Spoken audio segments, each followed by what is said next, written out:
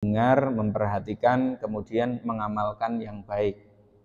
Yang ketiga, taatilah pemimpin meskipun dia lebih sederhana dibanding kita. Kalau memang Allah itu menghendaki kita yang lebih baik, pastinya yang dipilih adalah kita. Tapi ternyata yang dipilih itu bukan kita, yang dipilih adalah beliau-beliau. Berarti beliau itu memiliki fadl, memiliki keutamaan min indillah, dari sisi Allah. Tugas kita tinggal taat saja. Ya, jadi Ustadz, bagaimana perasaan kita ketika tidak puas dengan pemimpin? Itu manusiawi. Ya, karena dia memang manusia. Tidak ada pemimpin yang sempurna. Pemimpin itu melakukan ketaatan. Yang bisa dilakukan seorang pemimpin hanya maksimal dalam ketaatannya, maksimal dalam memimpinnya, tidak sempurna dalam memimpinnya. Makanya digunakan wasari'u ila magfiratin itu. Ya. Terus berikutnya, fa innahu may ya'ish minkum fasayara ikhtilafan katsiran. Barang siapa di antara kalian itu usianya panjang, fa inna may ya'ish, yang masih hidup minkum di antara kalian, fasayara, maka akan melihat ikhtilafan, perbedaan, pertengkaran, pertikaian, katsiran, yang banyak. Nah, itu Masya Allah. Tanda kiamat itu diwujudkan dengan kathratul jidal, banyaknya perdebatan. Setelah perdebatan, kemudian berikutnya adalah kathratu malhamah, banyaknya pembantaian. Orang itu kalau sudah berdebat, kalau tidak dibarengi ketakwaan dan keimanan, pasti akan panas hati. Setelah panas hati, pecah hati. Setelah panas hati, pecah hati, kemudian intikom, wujudul intikom, pengen balas dendam. Quran itu ketika kita diajari oleh Allah, kan kita ini, dalam berdakwah saja, ud'u ila sabili rabbika bil hikmah. Sampaikan dengan hikmah dulu. Hikmah itu apa sih? Hikmah itu adalah teladan. Udah. Paling singkatnya di situ. Hikmah itu teladan. Wa ma arsalnaka illa rahmatan lil alamin, itu kan Rasulullah menjadi rahmat alam semesta karena beliau sebagai uswahnya. Bobot dakwah itu hanya pada teladan. Kalau tidak ada teladannya, tidak ada bobotnya itu dakwah. Hafal ayat Al-Quran panjang, hafal hadis panjang, dia bisa membacakan dalil sehebat apapun, teladannya tidak ada, tidak didengar. Quran itu, ud'u ila sabili rabbika bil hikmah. Yang kedua baru wal mau'izatil hasanah, kemudian dengan nasihat-nasihat yang baik.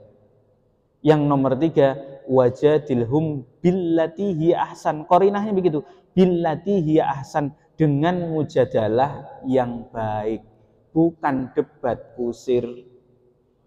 Jika seseorang itu berdiskusi, kemudian terjadi perdebatan, kok perdebatannya tidak dibarengi dua sebelumnya? Satu, tidak dibarengi dengan teladan. Yang dia sampaikan itu bukan perilaku yang dia lakukan sehari-hari. Dua, yang dia perdebatkan itu bukan karena mau'idhah hasanah. Mau'idhah hasanah itu kan iradatul khair, mengharapkan kebaikan. Pasti itu nanti hanya akan terjadi dendam dan dendam. Wah, kemarin saya debat sama dia kalah, pekan ini tidak boleh kalah. Gitu. Baik di kampus, baik di lingkungan, baik di organisasi, itu kejadiannya begitu. Karakter manusia, kita tidak dilarang dalam berdiskusi, berdebat, tidak dilarang. Tapi pastikan diskusi itu wajadilhum billati hiya ahsan, dengan adab, dengan cara, dengan keilmuan yang benar. Kalau tidak benar, mending diam. Man kana yu'minu billahi wal yaumil akhir falyaqul khairan aw liyasmut, diam. Kalau tidak diam nanti jadi intikom, balas dendam. Kelihatannya mendengar, awas besok kalau saya ketemu lagi, saya akan baca buku banyak-banyak, aku kalahkan kau perdebatan. Begitu. Lah untuk apa perdebatan yang kayak begitu itu? Wong perdebatan itu tadi ujung-ujungnya kan ud'u ila sabili rabbika bil hikmah. Begitu. Makanya esensi dari dakwah itu menenteramkan, meskipun kadang-kadang wujudnya itu tidak menenteramkan. Kadang-kadang kasar ya, mohon maaf kalau ditanya, Ustadz setuju enggak dengan sweeping? Setuju kalau sudah melewati proses. 1, sudah dinasihati, sudah dicontohi. 2, sudah diperingatkan beberapa kali. 3, kalau memang enggak bisa, sweeping saja, boleh. Kan yang penting sudah, karena Quran mengajarkan sudah itu tadi. Hikmah, mauidhah hasanah, baru mujadalah. Baru didebat, kan gitu. Tapi kalau langsung didebat atau langsung di sweeping, saya tidak setuju. Karena proses dakwah itu seperti itu tadi, ada prosesnya. Kayak Rasulullah itu kan tidak langsung perang. Kalau ditanya, karena Rasulullah itu masih lemah Ustadz, sehingga beliau tidak bisa mengalahkan orang-orang Mekah. Salah. Pasukannya malaikat. Bro, ayo sini bro, hajar saja. Selesai kan? Tapi tidak, Rasulullah mengatur strategi berada di Madinah dulu. Ditata oleh Allah bagaimana sunatullahnya berjalan dengan baik. Tapi kan kalau seumpama mau head to head dengan Abu Jahal, dengan Abu Lahab, ya bisa lah, orang malaikat Jibril ada di sampingnya. Kita aja kenal orang Satlantas 1 saja naik motor sudah begini, nggak mau pakai nggak mau pakai helm. Baru kenal orang Ditlantas. Saya juga ngaji di sana, jadi santai saja ya. Baru kenal 1 orang. Nanti kalau sudah ditangkap bilang, Pak, saya telepon dulu temanku. Kalau Nabi pakai model yang kayak begitu, Jibril turun, selentik telinganya, selesai itu Abu Jahal, Abu Lahab. Ternyata tidak. Perhatikan ya. Jadi seperti ini loh konsep dakwah itu. Bukan jelimet, bukan bikin terlalu detail, enggak. Punya kapasitas rahmat, punya memiliki rasa kasih sayang kepada umat. Makanya tidak langsung dihapuskan begitu. Nabi Musa itu berkali-kali ketemu Fir'aun, tidak langsung, meskipun Nabi Musa secara manusiawi itu begitu. Kan kalau baca tafsir Qur'annya, ketika Nabi Musa diminta oleh Allah bertemu dengan Fir'aun, kan Nabi Musa nyampaikan kepada Allah, wa akhi Haruna afsahu minni lisanan. Ya Allah, bantu saya, saudaraku Harun angkat juga jadi nabi, dia yang lebih fasih secara lisannya, biar dia menjadi juru bicara saya. Bayangkan.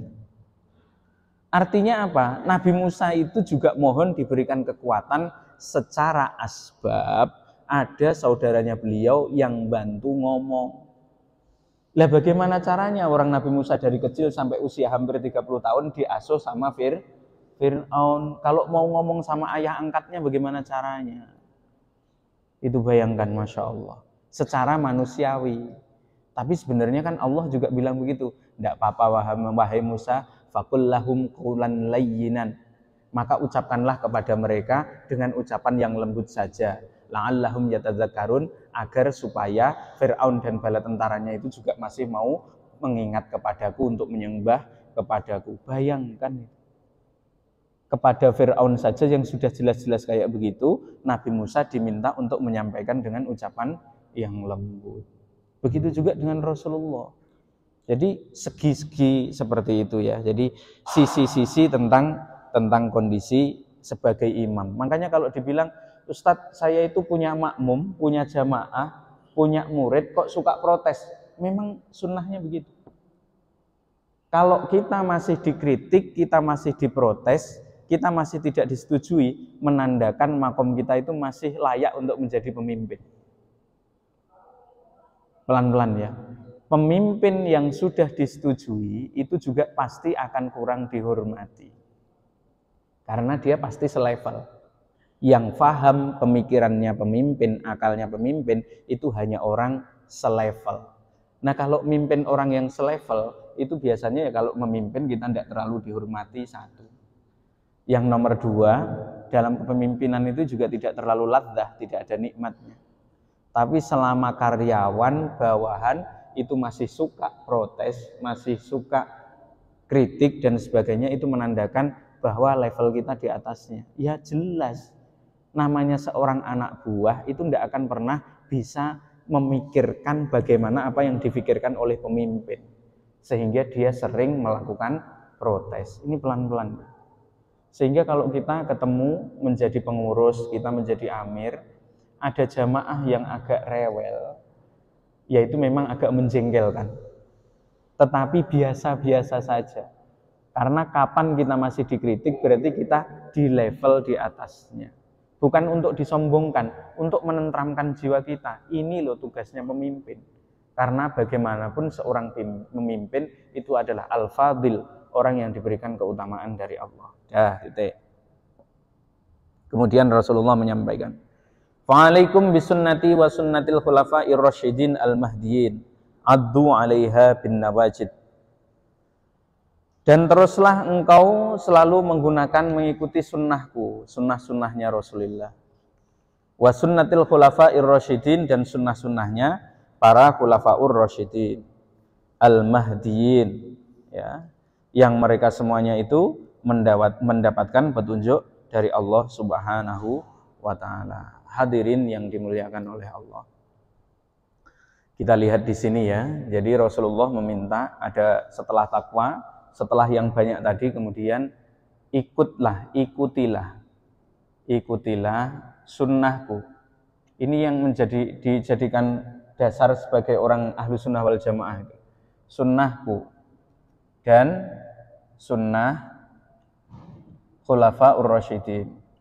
Khulafa ar-rasyidin.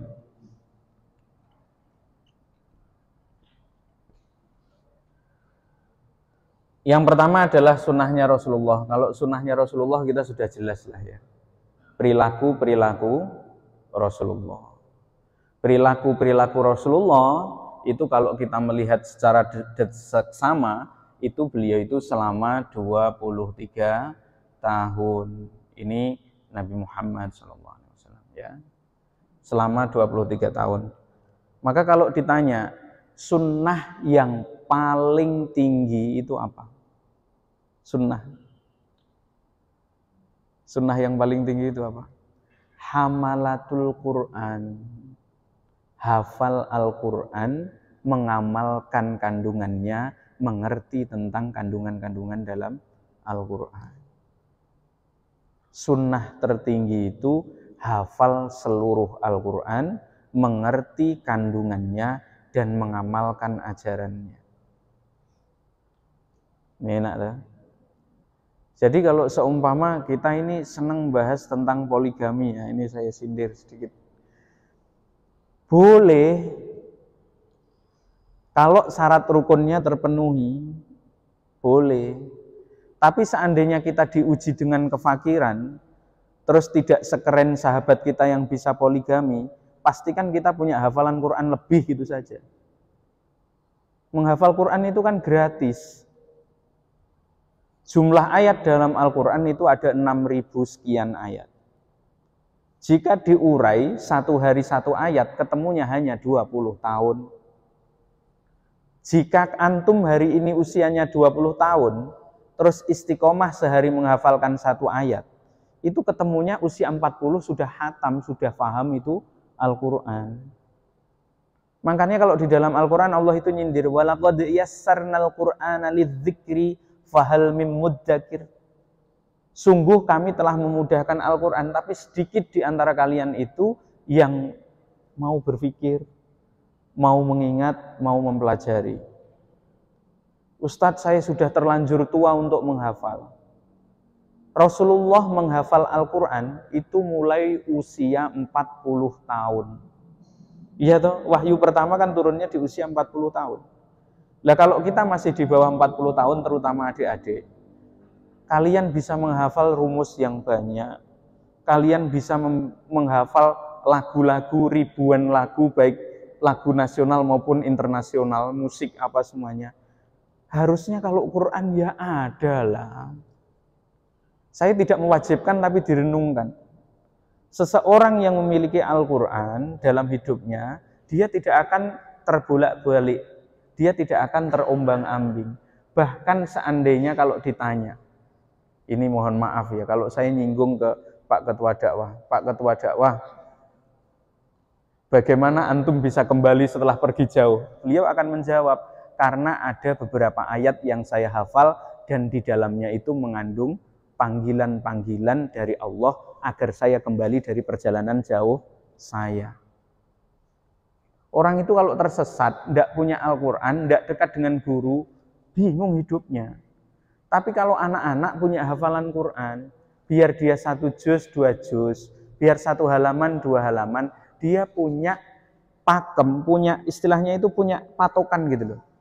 Patokan itu ada urwahnya, ada ikatannya yang mengikat dirinya dan tongkat tersebut dengan hatinya. Sehingga seandainya dia diuji, masa remajanya dengan problematika hidup, masa dewasanya dengan kelapangan hidup, dia akan lupa dengan pelajarannya, dia akan lupa dengan tujuan hidupnya. Tapi masih ada ayat-ayat Quran yang dia hafal. Sehingga ketika orang lain membacakan, entah itu Pak Imam, entah itu Ustadz, dia jadi ingat, ya Allah, jauhnya saya sudah menghafal ayat ini, wasari'u ila magfiratin, tadi kan dalam sholat. Dan bersegeralah untuk mendapatkan ampunan Allah. Ya sudah, kalau begitu saya berhenti sini, saya kembali. Tapi kalau tidak punya hafalan, taklim sudah malas, ya? Hafalan tidak ada, tidak dekat dengan guru, yang didekati hanya hal-hal negatif, selesai kehidupan ini. Wa kana Rasulullah itu kana khuluquhul Quran. Sunnahnya Rasulullah selama 23 tahun itu pastikan beliau itu adalah hamalatul Quran, Al-Quran.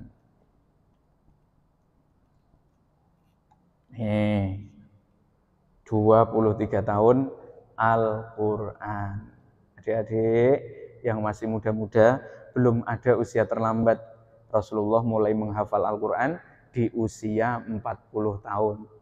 Turun 5 ayat, turun 1 ayat, dan sebagainya. Ya kalau bisa kan sejak kecil kita sudah hafal. Jadi kalau sudah dewasa tinggal merenungkan kandungannya. Nanti jangan dibombardir dengan statement-statement orang-orang yang istilahnya mengajarkan tidak hafal Al-Quran tidak apa-apa. Yang penting akhlaknya baik. Akhlak baik kalau tidak punya rumusnya ya repot.